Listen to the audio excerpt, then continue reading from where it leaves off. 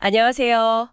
오늘 여러분과 함께 깊이 살펴볼 자료는 바로 교육부의 정책기획보고서입니다. 네? 지금 학생 건강검진은 교육부가 하고 또 영유아나 성인 검진은 국민건강보험공단, 그러니까 건보공단이 맡아서 좀 나뉘어 있잖아요. 맞습니다.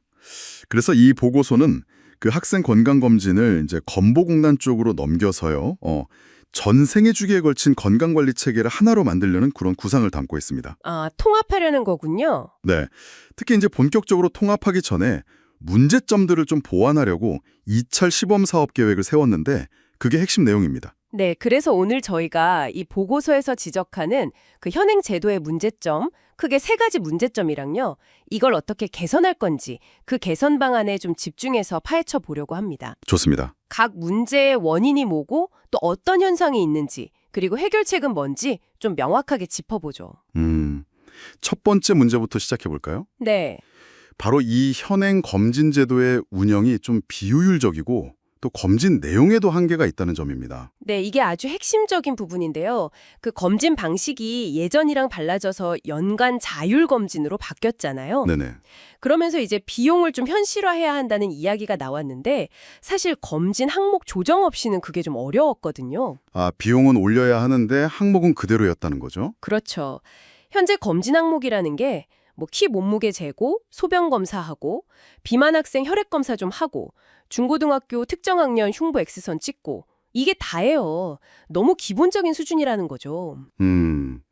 단순히 그냥 신체 측정에 그치고 실제 건강 습관이나 뭐 잠재적인 위험 요인 같은 건 좀 관리가 부족했다? 이런 이야기군요. 맞습니다. 특히 전문가들이 계속 지적해 온 게 뭐 약물 오남용이라든지 아니면 정신건강 문제, 생활습관 개선 같은 거요.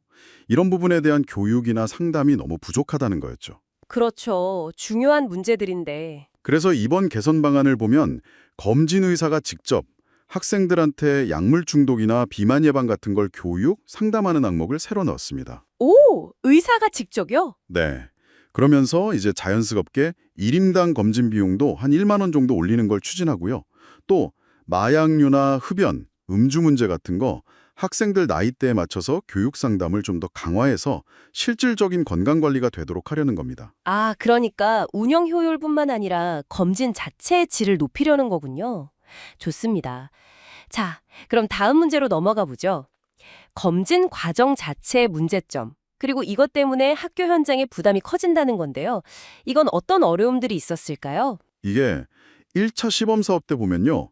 검진 기간을 너무 짧게 잡았어요. 아, 그러다 보니까 특정 시기에 학생들이 막 몰리고 그러면서 자연히 검진 결과 회신도 막 늦어지고 그랬거든요. 병원도 힘들고 학생들도 몰리고 그랬겠네요. 그렇죠. 그리고 학교 입장에서는요. 그 검진 대상 학생들 관리하고 또 검진 받으라고 독려하고 이게 보통 일이 아니었던 거죠. 행정 부담이 상당했고요. 네, 안 그래도 바쁜데 말이죠. 게다가 검진 결과를 다 종이 문서로 받아서 그걸 또 5년간 보관해야 했어요. 이것도 참 비효율적이었죠. 아, 종이로요? 요즘 시대. 네. 심지어 어떤 학생들은 여기저기 병원에서 중복으로 검진을 받아서 비용이 이중으로 나가는 그런 사례도 확인됐습니다. 헐, 중복 검진까지. 정말 문제가 많았네요. 이런 비효율은 그럼 어떻게 개선하나요? 우선 2차 시범 사업은 기간을 확 늘렸습니다. 2025년 4월부터 12월까지 거의 9개월 동안 하는 거죠. 오, 9개월이면 넉넉하네요. 네. 그래서 이제 쏠림 현상을 좀 완화하고요. 학생들도 자기가 원하는 검진 기관을 좀 더 자유롭게 선택할 수 있게 합니다. 그리고 가장 큰 변화는 역시 건강관리 통합 정보 시스템. 이걸 만들어서 검진 결과를 다 전산으로 관리하는 겁니다. 아, 드디어 전산화가 되는군요. 그렇죠. 그럼 이제 학교는 더 이상 그 종이 서류 쌓아놓고 보관할 필요가 없어지는 거죠. 이야, 이건 정말 학교 현장에서 반기겠는데요. 네. 이 시스템을 또 교육행정정보 시스템, 우리가 흔히 아는 나이스 있잖아요. 네네. 그거랑 연계해서 대상자 정보 확인하고 검진 받았는지 현황 체크하고 결과 받는 것까지 전 과정을 효율적으로 관리할 계획입니다. 이야, 정말 스마트해지네요. 자, 이제 마지막 세 번째 범주입니다. 검진 접근성이 좀 떨어지는 그런 취약계층 학생들에 대한 지원이 부족했고 또 건강정보 연계도 잘 안 됐다는 문제인데요. 네, 이 부분도 정말 중요한 개선 포인트입니다.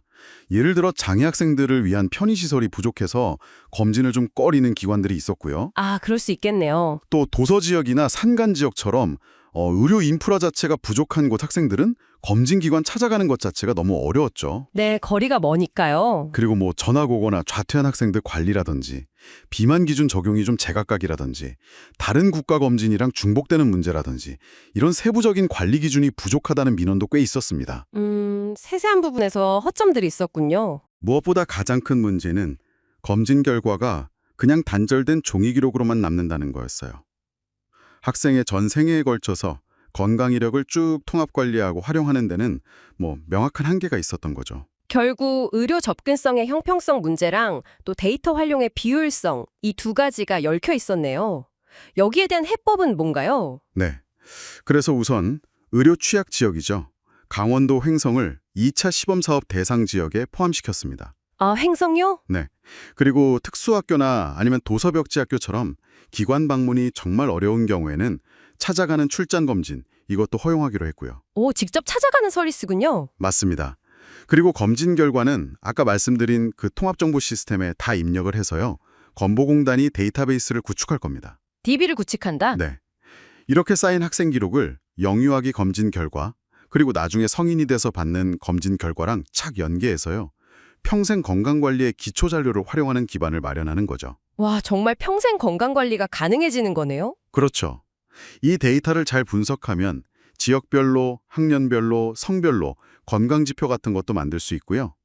이걸 바탕으로 맞춤형 건강정책을 수립하는 데도 활용할 예정입니다. 오늘 저희가 살펴본 교육부 보고서는요, 단순히 학생 건강 검진을 효율화하는 걸 넘어서 검진 내용을 좀 더 내실 있게 만들고 학교 부담은 줄이고 궁극적으로는 전생의 건강관리 시스템과 연결하려는 아주 중요한 전환을 보여주는 것 같습니다. 맞습니다. 운용 방식, 검진 내용, 행정 부담 감소, 그리고 데이터 통합, 이 네 가지 축의 개선이 핵심이네요. 네, 그렇죠.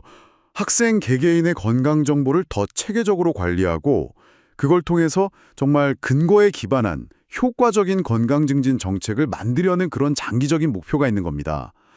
어쩌면 이제 여러분의 건강 기록이 정말 태어나서부터 노년까지 끊김없이 쫙 이어지는 그런 시대의 시작일 수도 있겠네요. 자, 오늘 이야기를 마무리하면서 이런 질문을 한번 던져봅니다. 이렇게 어린 시절부터 방대한 개인 건강 데이터가 쌓이게 되잖아요. 이걸 개인의 건강을 넘어서 우리 사회 전체의 공중보건 발전을 위해 활용한다고 할 때 과연 우리는 사생활 침해 우려는 최소화하면서 그 데이터의 가치를 최대로 끌어올릴 수 있는 그런 윤리적이면서도 효과적인 방안을 어떻게 마련해야 할까요? 한번 좀 깊이 생각해 볼 문제가 아닌가 싶습니다.